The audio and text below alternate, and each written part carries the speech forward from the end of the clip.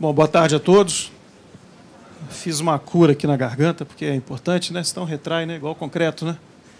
Mas gostaria de parabenizar os organizadores do evento, a BCP, a Comunidade da Construção, o Sinuscom, agradecer ao convite que me foi dado para proferir essa palestra.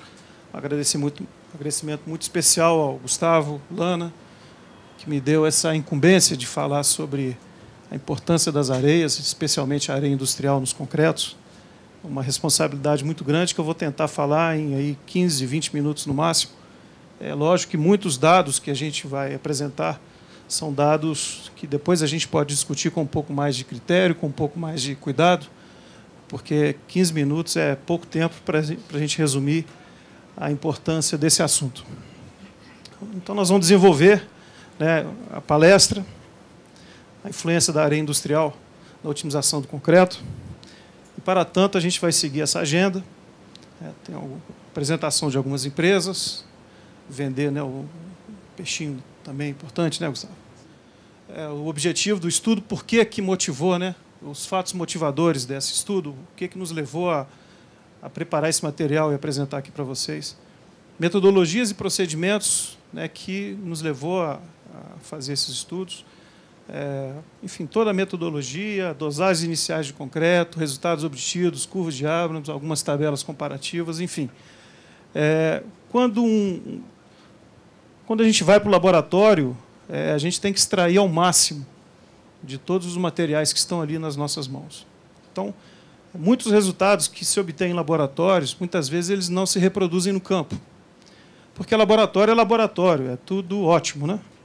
Campo é campo. Então, duas funções primordiais, duas responsabilidades fundamentais de uma concreteira, de uma central de concreto. Ela tem que reproduzir e repetir tantas vezes quanto necessários o que a gente fez no laboratório. E a gente, no laboratório, tenta aproximar o máximo possível daquilo que a gente vai encontrar no campo. Isso tudo para dizer que esses resultados foram resultados pontuais de laboratório. Não significa que, se amanhã a gente colocar esses resultados em prática, os resultados serão aqueles. Porque existem várias variáveis, inúmeras variáveis, que fazem com que a gente ganhe ou perca os resultados que vamos apresentar daqui a pouquinho. E, obviamente, cada caso é um caso individualizado. Concreto não é igual para toda concreteira, não é igual para todo cliente.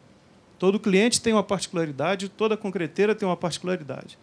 Então, compete ao tecnologista de concreto adaptar o conhecimento dele àquilo que ele está verificando naquela concreteira.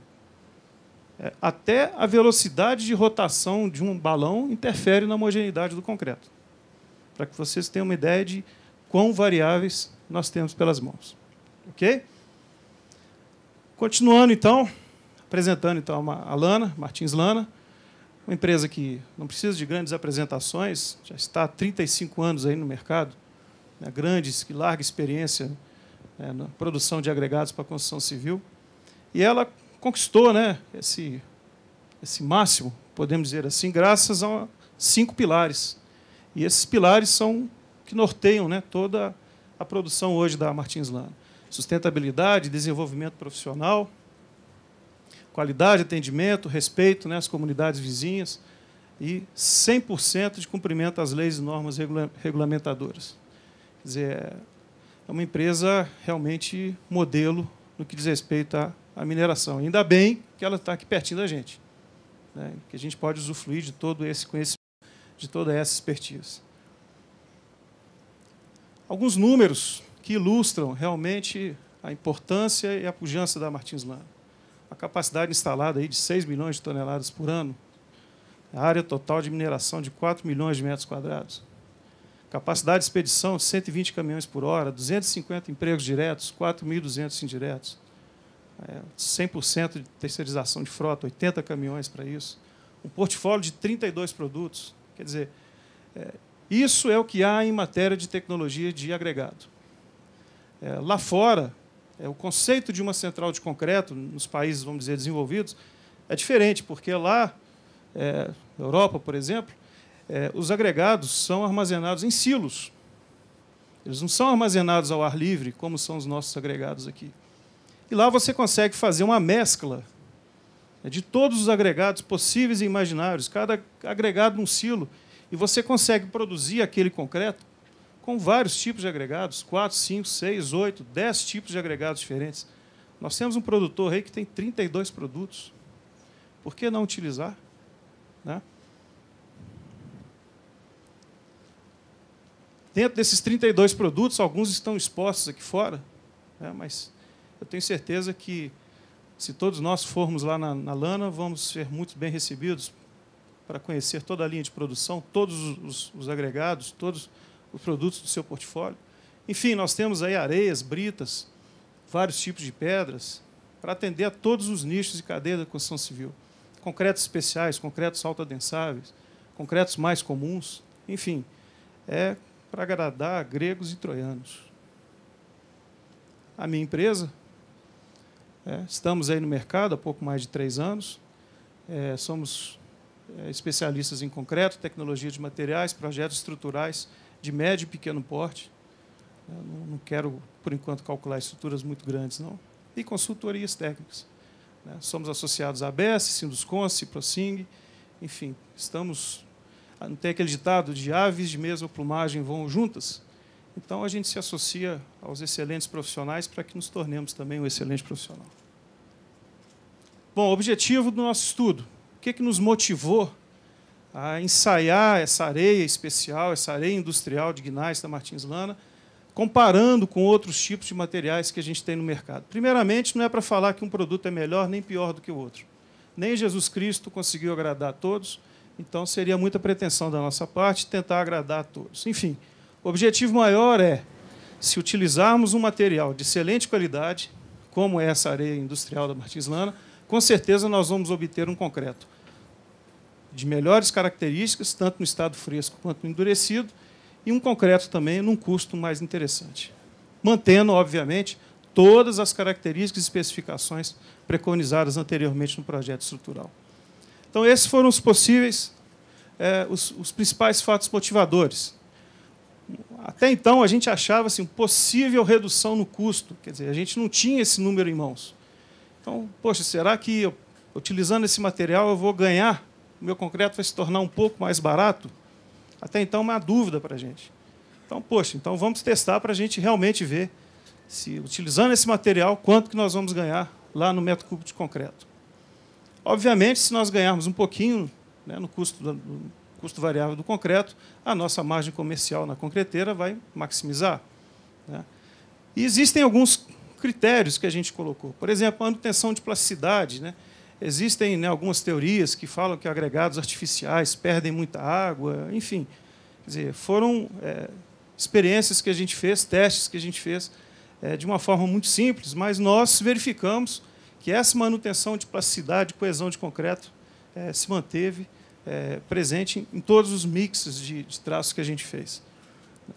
Um fato interessante é a isenção de contaminações de matérias orgânicas, presentes principalmente nas areias naturais. Quer dizer, hoje a areia natural reflete a condição da água do rio. A gente sabe que as nossas águas, né, os nossos rios são bastante poluídos, então muitas vezes reflete na qualidade da areia. E outra coisa, né, a areia do rio, ela, por mais lavada que ela seja, ela sempre vai ter uma pequena matéria orgânica e muitas vezes não é visível, né? Então, isso vai interferir, consequentemente, na qualidade do nosso concreto. Já um agregado artificial, né, nesse caso específico, todo controlado, a curva granulométrica controlada, totalmente isento de matéria orgânica, de contaminações, com certeza vai maximizar os nossos resultados, e isso que nós verificamos. Um outro paradigma que nós tínhamos, que os materiais à base de guinais causavam desgaste, né, nas bombas, nos caminhões, nada disso. Eu, particularmente, acredito que o desgaste de um equipamento de concreto está muito mais ligado ao formato do grão do que necessariamente da natureza da rocha. Porque um agregado lamelar, independente se é gneiss, calcário, granito, quartzo, ele causa um desgaste muito maior do que um agregado arredondado, independente se é calcário, gneiss, granito, etc, etc, etc. Então, esse papo de agregado gneiss causa abrasividade, desgaste nos equipamentos, depende do agregado. E eu tenho certeza que o agregado produzido pela Lana não causa esse desgaste. Obviamente que você tem que ter um controle interessante no recebimento dos materiais e um controle tecnológico interessante que te dê um concreto bom, com teores ótimos de argamassa, enfim, bombeabilidade considerada, para que você também tenha esse aspecto final do concreto, essa qualidade assegurada. Obviamente, aspectos ambientais também são importantes nesse estudo. Metodologia. Bom, vamos fazer os traços de concreto? Vamos. O que nós vamos utilizar? Um cimento CP3 da Holcim, um cimento de qualidade assegurada, utilizado nas mais importantes concreteiras aqui de Belo Horizonte. Utilizamos um aditivo também, FK 110, da MC Balchemie. Bom. Um aditivo também de excelente comportamento, um aditivo robusto, também utilizado em grandes concreteiras. São produtos largamente utilizados e conhecidos. Uma areia natural lavada da região de Esmeraldas, que é também uma areia muito comum na nossa região. Os agregados artificiais de gneiss, a areia industrial média grossa, que é o objetivo do nosso estudo, e também as britas 0 e 1, também de gneiss. Escolhemos 3 fatores água-cimento, que normalmente a gente escolhe fatores mais abertos, um fator água-cimento mais baixo, um mediano e um mais alto. Mas nós consideramos fatores água-cimento mais intermediários, porque representa a maioria dos concretos que nós temos aqui na nossa região. Concretos aí de 20 até 30 MPa, não mais do que isso. Definimos um slump do concreto, queremos trabalhar com esse slump, acabou. E para cada fator água-cimento, citado anteriormente, nós atribuímos 5 traços de concreto, 5 mixes de agregados. Vocês podem observar que tanto a brita 0 quanto a brita 1 e o teor de aditivo se manteram constantes. Nós alteramos apenas a composição entre a areia natural, que está representada ali por AN, e a areia industrial, que está representada por AI. Ou seja, toda e qualquer variação, tanto na reologia do concreto, ou nas características do concreto no estado fresco, como também nas características do concreto endurecido, seriam atribuídos, de uma análise bem simples, a essas variações de agregados miúdos. Então, tentamos fechar ao máximo o nosso ciclo de variáveis. Posteriormente, elaboramos as nossas curvas de Abrams e elaboramos as tabelas de dosagem. Qualquer tecnologista de concreto sabe que esse é o roteiro para se definir um traço de concreto em concreteiras. Bom, essas foram as primeiras dosagens para o fator água-cimento 0,79, que nós denominamos FCK 20, só apenas a título de identificação dos corpos de prova. Então, na parte superior da tabela, temos aí os numerais de 201 a 202. O que significa? Os 2 primeiros algarismos, 20, que significa o FCK de denominação. E os outros, e o último número, numeral 1, 2, 3, 4, 5, refere-se àqueles mixes que a gente apresentou no slide anterior. São as composições diferentes dos agregados miúdos, uma vez que os agregados graúdos, água e aditivo, se manteram constantes. Então, fizemos o fator água-cimento 0,79, idem para o fator água-cimento 0,67, daí já temos, então, a série 25, idem para o FCK 30, então temos a série 30, de FCK 30. Depois que moldamos os corpos de provas, e com 7, 14 e 28 dias, nós obtivemos esses resultados para aquele concreto que nós atribuímos como FCK 20. 28 dias está em asterisco, porque ainda nós vamos romper esses corpos de prova. Então, esses resultados são uma estimativa baseada nos estudos que eu já tenho de 15 anos para trás de concreto. Acredito que são números bem interessantes e razoáveis. Vocês podem verificar de antemão que, como nós temos uns fatores água-cimento bem altos para a série terminada com algarismo 1, significa que esse concreto ele bebeu mais água. Mesmo mantendo o slump, ele bebeu mais água. Então, por isso que eu acho que, às vezes, o teste de slump, numa obra, ele funciona, mas nem tanto. Porque se o concreto ele for dosado errado, e eu quero um concreto com slump 100 mais ou menos 20, ou 10 mais ou menos 2, se ele está dosado errado, eu vou colocar tanto de água quanto necessário para obter aquele slump. No final, ele vai ter o slump, só que o fator aguacimento dele vai estar comprometido. Com certeza, eu vou ter uma resistência à compressão baixa. Então, o controle de slump e o resultado de resistência à compressão é um controle meia-boca. Para se ter o controle tecnológico, você tem que controlar tudo do concreto, como o Johnson apresentou. Resultados obtidos, então, por FCK 25. Reparem também, mesma coisa. Terminou com a série 1, um fator aguacimento um pouquinho mais alto do que o fator aguacimento dos outros traços. Também significa que o concreto feito 100% com areia natural bebeu um pouco mais de água do que os outros. O que refletiu, obviamente, na resistência. Mesma coisa aí no FCK 30, fator aguacimento 0,55. Diante desses resultados, nós elaboramos, então, a curva de Abrams. A curva de Abrams relaciona fator aguacimento com resistência à compressão. Nesse caso aqui, uma curva de Abrams para 100% areia natural, 0% areia industrial. Importante citar, gente, que curva de Abrams tem que ser feita para qualquer tipo de cimento, qualquer tipo de plasticidade do concreto, qualquer tipo de agregado, qualquer tipo de aditivo.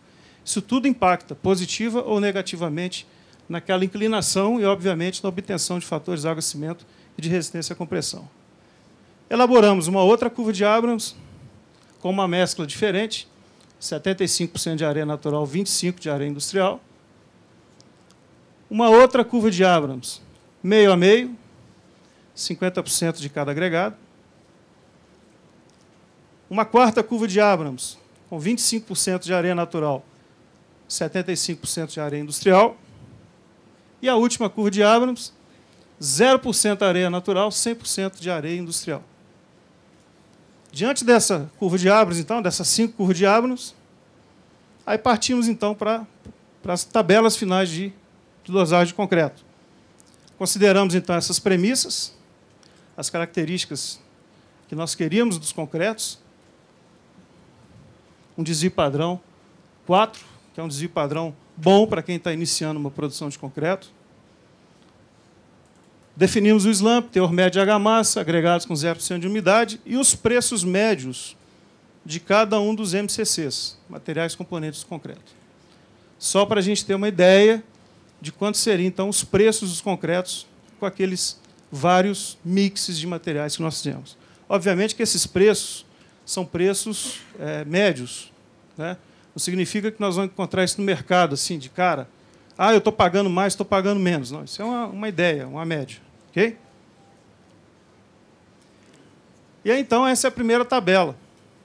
Um FCK 20, slump 20, 120 mais ou menos 20. E aqui na última página, na última linha, vocês vão ver, então, quanto que custa, né, o custo variável do metro cúbico de cada um desses concretos.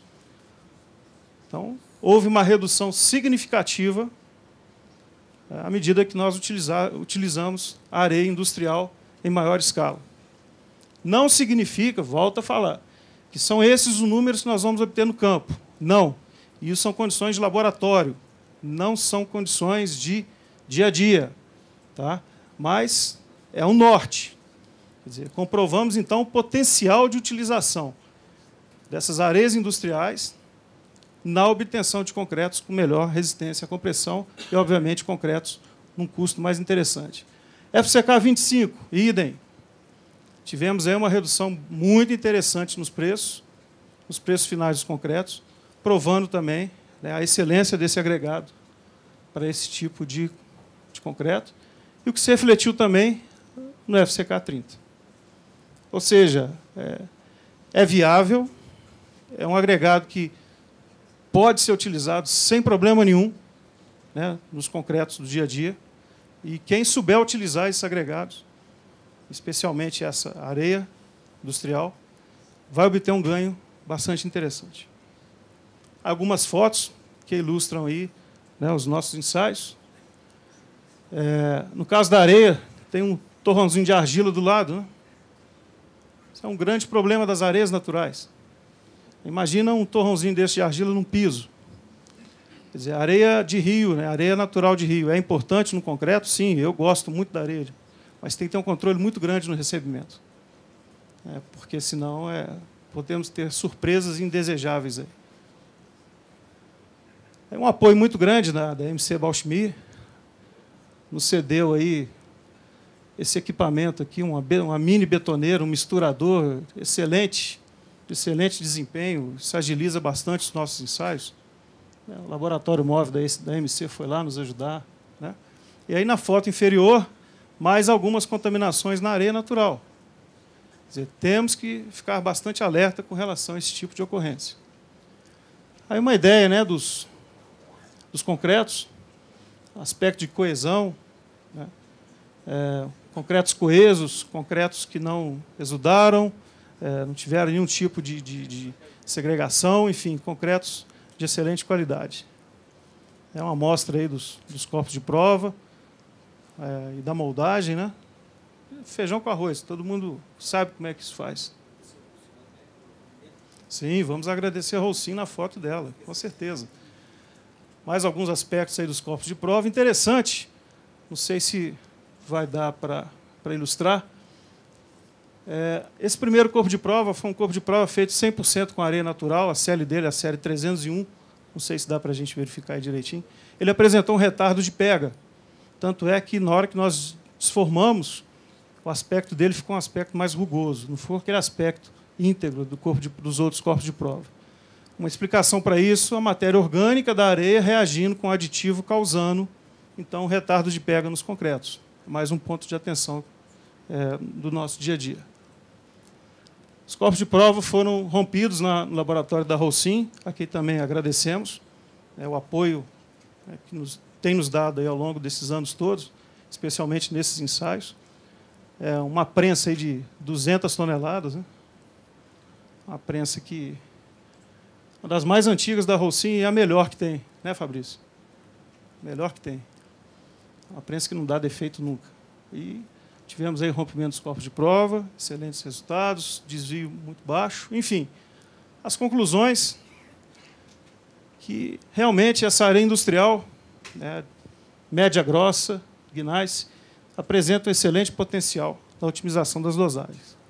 Volto a dizer que cada caso é um caso e a gente tem que fazer ensaios específicos em cada um dos clientes para que a gente possa obter o máximo de desempenho dos concretos utilizando esse produto. Concretos com excelente coesão. Né? Uma coisa que foi dita pelo Johnson, que com excelentes materiais é que se produz excelentes concretos. Sim.